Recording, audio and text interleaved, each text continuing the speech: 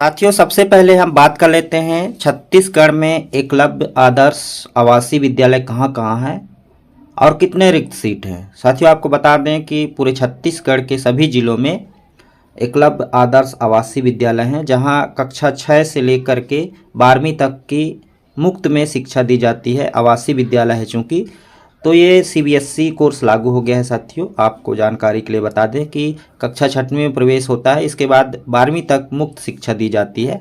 मैं आगे आपको बताऊंगा किस प्रकार से आप घर बैठे ऑनलाइन आवेदन कर पाएंगे। तो जो भी बच्चे, यदि आपके यहाँ कोई बच्चा है और वो 5वीं कक्षा अध्ययनरत है या कक्षा 5वीं उत्तीर्ण कर चुका है, तो कक्षा 6वीं के लिए आप उसको एकलव्य आदर्श आवासीय विद्यालय के लिए फॉर्म भरवा सकते हैं। 18 अप्रैल इसकी अंतिम तिथि है। 18 अप्रैल तक फॉर्म आप भरा सकते हैं। 18 अप्रैल तक फॉर्म भरे जा सकेंगे और 18 मई को इसका एग्ज़ाम होगा। तो सबसे पहले प्रवेश परीक्षा होगा, आगे हम बात करने वाले हैं। तो देख लेते हैं कहाँ कहाँ आवासीय विद्यालय है और कितने रिक्त सीट हैं। तो सबसे पहले सरगुजा की बात करें तो यहाँ पर देख पा रहे हैं सरगुजा में मैनपाट, उदयपुर, सीतापुर, बतौली, लुंड्रा में है। जहाँ पर देख पा रहे हैं टोटल एक विद्यालय में बालक और बालिका दोनों मिला करके 60 की कैपेसिटी है, 60 बच्चे रहेंगे।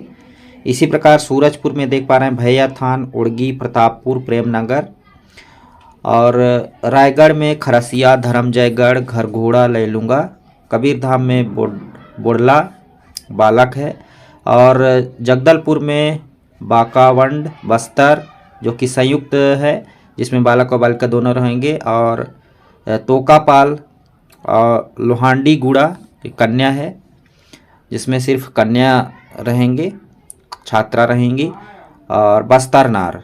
इसी प्रकार दरभा जगदलपुर में।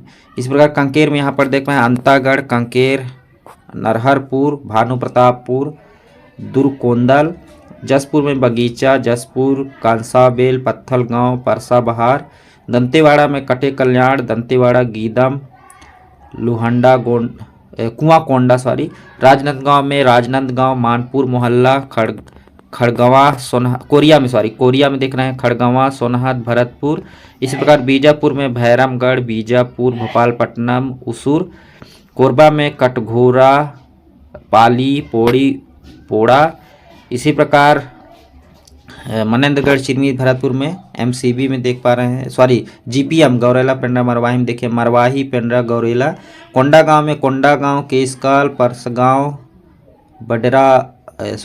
बड़ेराजपुर, माकड़ी, नारायणपुर में नारायणपुर, ओरछा, बलरामपुर में बलरामपुर, वाड्रफ नगर, कुसमी, रामचंद्रपुर, राजपुर, शंकरगढ़, सुकमा में है सुकमा, कोंटा, छिंदगढ़, गरियाबंद में छुरा, मैनपुर, धमतरी में नगरी, बलौद में डौंडी, बलौदा बाजार में कसडोल, जांजगीर में शक्ति, महासमुंद में है महासमुंद संयुक्त आवासीय विद्यालय है।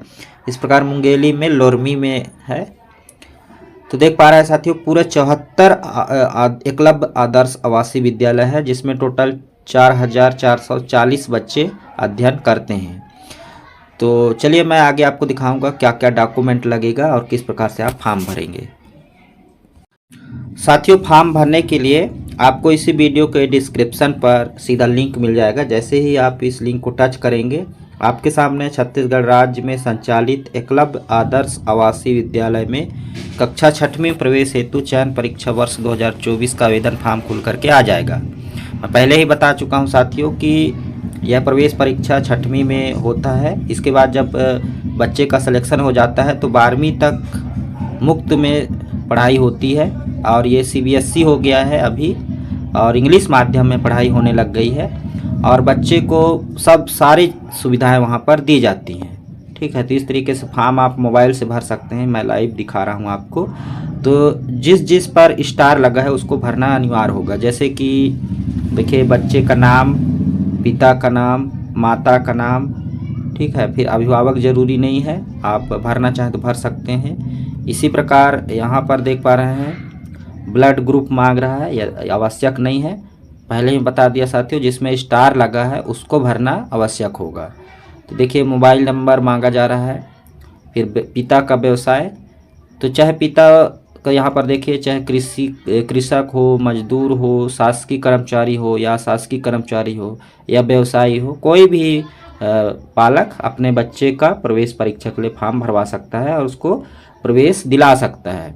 आपको बता दें कि इसका ऑनलाइन फॉर्म 18 अप्रैल तक भरे जाएंगे और इसके बाद चयन परीक्षा होगी 18 मई को होगी। ठीक है, 18 मई को इसकी चयन परीक्षा होगी।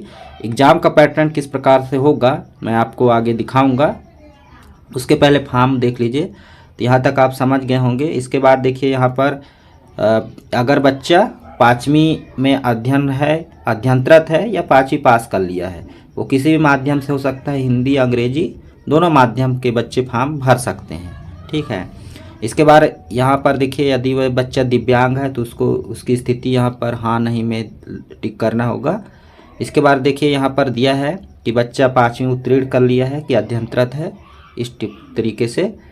और यहाँ पर पूरा स्थायी पता भरने के बाद यहाँ पर देखिए परीक्षा का ज़िला सेलेक्ट करेंगे, कौन से ज़िला में परीक्षा देना चाहता है बच्चा। और ये जो यहाँ पर पूछा जा रहा है कुछ प्रश्नों को, उसमें हाँ और नहीं में जवाब देना है। इसके बाद यहाँ पर देखिए बच्चे का फ़ोटो और सिग्नेचर को अपलोड करना होगा यहाँ पर। ठीक है, इसके बाद पिता या माता पिता किसी एक का यहाँ पर हस्ताक्षर या अंगूठे का निशान। ठीक है, अपलोड करने के बाद इस तरह का एक घोषणा पत्र है। इसके बाद सबमिट बटन पर क्लिक करेंगे तो आपका फॉर्म भरा जाएगा। बहुत ही आसान तरीके से आप फॉर्म भर सकते हैं। चलिए मैं आपको दिखाता हूँ कि एग्ज़ाम का पैटर्न किस प्रकार से होगा, कौन कौन से प्रश्न पूछे जाएंगे। तो देखिए, यदि आपके यहाँ कोई बच्चा है, उसको आप प्रवेश दिलवाना चाहते हैं, तो इन तरीके से 100 अंक का प्रश्न पूछा जाएगा प्रवेश परीक्षा में, जिसमें मानसिक क्षमता से 50 अंक पूछे जाएंगे, वहीं अंक गणित के 25 अंक और हिंदी जिसमें अंग्रेजी या हिंदी या क्षेत्रीय भाषा में टेस्ट दे सकता है, तो 25 अंक के। इस तरीके से टोटल 100 अंक के प्रश्न पूछे जाएंगे। तो टोटल 100 अंक के प्रश्न पूछे जाएंगे, जिसमें OMR सीट होगा, उसी पर काले या नीले बॉल पॉइंट से आपको परीक्षा देना होगा। ठीक है, तो इस तरीके से देखिए मानसिक योग्यता संबंधित इस तरीके से प्रश्न आएंगे और अंक गणित से संबंधित सरल प्रश्न पूछे जाएंगे। तो उम्मीद है आपको यह वीडियो पसंद आई होगी, तो इस एक लाइक का बटन अवश्य दबा दीजिएगा। और यदि अभी तक हमारे चैनल को सब्सक्राइब नहीं किया है तो सब्सक्राइब कर लीजिएगा, क्योंकि हम इसी तरह का महत्वपूर्ण जानकारी आपके लिए समय समय पर लाते रहेंगे। फिर मिलते हैं नई जानकारी के साथ, तब तक ले जय जोहार।